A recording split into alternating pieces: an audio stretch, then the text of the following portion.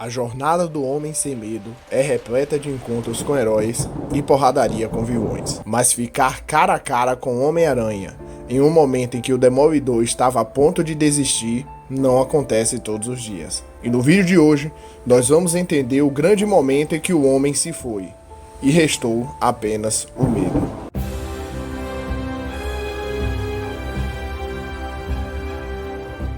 É chegada a hora de passear pela mente abalada de um herói que acreditava estar em decadência. Vide os acontecimentos recentes. A história nos levará pelos corredores psicológicos que separam o homem com medo, chamado Matt Murdock, do homem sem medo, chamado Demolidor. Antes de tudo, peço encarecidamente que você deixe o seu like, se inscreva no canal caso ainda não seja inscrito e ative o sininho para receber mais vídeos como esse. Agora, sem mais delongas, vamos conhecer essa história. A cidade estava de cabeça para baixo. O Demolidor era assolado pela possibilidade de ter matado o bandido durante suas vigílias noturnas. Estaria o homem sem medo perdendo o controle da sua própria força? No entanto, enquanto o herói se questiona e passa as noites em claro, o crime não dorme. O bairro de Hell's Kitchen continua sendo cada vez mais devastado pela corrupção daqueles que a governam. A mente perturbada do Demolidor e a sua falta de concentração fez com que ele quase morresse durante um confronto com a polícia, que o perseguia pelo seu suposto crime. Sua vida foi salva pelo justiceiro, que pôs em xeque a sua moralidade. Ali, nós vemos duas faces de uma mesma moeda, onde os métodos eram opostos, mas o fim era similar. Para espairecer, o herói Escarlate vai em busca de reduzir, nem que seja um pouco, a criminalidade que assola Hell's Kitchen. E então, ele resolve ir para o covil do Coruja, que estava na calada da noite roubando armamento para os seus capangas. As lutas se iniciam. O Demolidor entende muito de artes marciais, mas o seu conhecimento bate na parede da sua limitação física.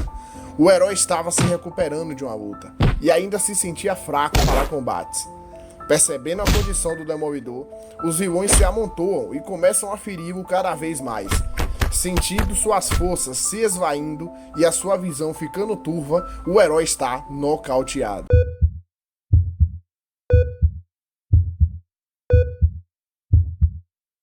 Ali parecia mais uma vez ser o fim do Justiceiro Escarlate.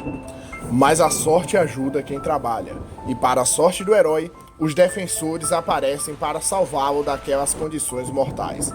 Extremamente fraco, o Demolidor acaba por desmaiar e já acorda junto àqueles que o salvaram. Mas só Deus sabe como está a mente do herói. E ele já acorda remoendo os acontecimentos que o fizeram chegar àquele estado. E novamente, o sentimento de ter matado um bandido durante suas ações voltam a assombrar o seu psicológico. Vendo seu amigo naquela situação, os defensores tentam acalmá-lo. No entanto, já no limiar da loucura, o Demolidor sai de cena e entra Matt Murdock. E sua desolação faz com que ele acuse seus amigos heróicos de assassinos, da mesma forma que ele se culpa, e foge do local deixando qualquer vestígio de sanidade para trás. No meio da sua confusão mental, Matt Murdock se vê incapaz de enfrentar o mundo e volta a assumir o manto do Demolidor. A sua máscara representa o seu anonimato e a sua prisão particular. Mas quando faltam as respostas dentro de si, busca-se exteriormente. E católico como sempre foi, o Demolidor visita sua igreja para conversar com o padre e tentar aliviar aquele peso que carregava. O padre era uma das poucas pessoas que conhecia a identidade verdadeira do Demolidor, e isso fazia com que seus conselhos fossem mais precisos, pois o homem sem medo é o Demolidor, Matt Murdock não.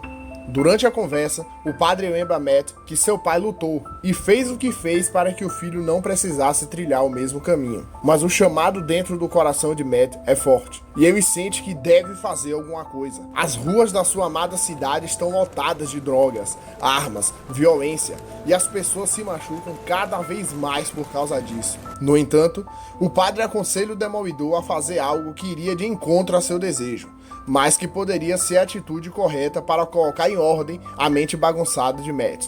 Deus te ama, Matthew. Faça a coisa certa. renuncie à violência e expulse o diabo. Com o físico quebrado e o mental borbulhando, nosso herói retorna para a solidão do seu apartamento, onde aquelas paredes foram as únicas a acompanhar o seu sofrimento nas noites em claro. Embora abalado, sua percepção não falha, e nesse momento o Demolidor detecta uma presença, que nas próprias palavras do herói é alguém com a incrível força e controle.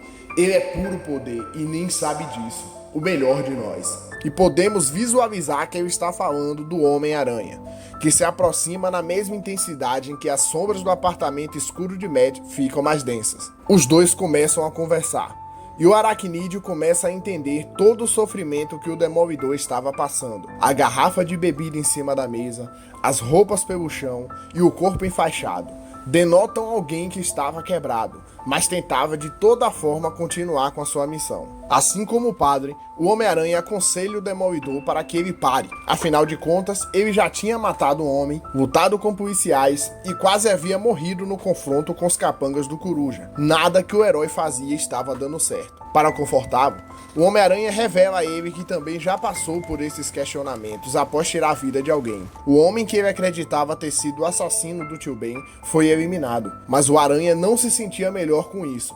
Pelo contrário. Assim como Matt, a mente do Peter Parker ficava remoendo todas as vezes a cena em que a sua fúria tirou a vida do homem suspeito do crime em questão. O monólogo do Aracnídeo chega até um ponto crucial para Matt. Ele lembra-o de que eles não conseguirão fazer aquilo para sempre, que um dia seus corpos perderão a jovialidade, seus reflexos ficarão confusos e cada salvamento começará a causar problemas ainda maiores para as pessoas, e que quando esse momento chegasse, seria importante ter alguém que avisasse que era a hora de parar.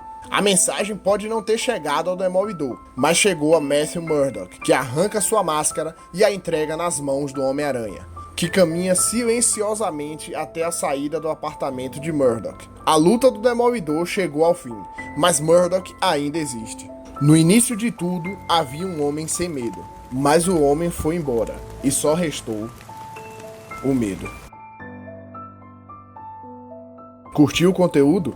Então continue por aqui para acompanhar mais materiais nesse estilo. Eu me chamo Rafael e seja bem-vindo ao Nerdoc. Até o próximo vídeo.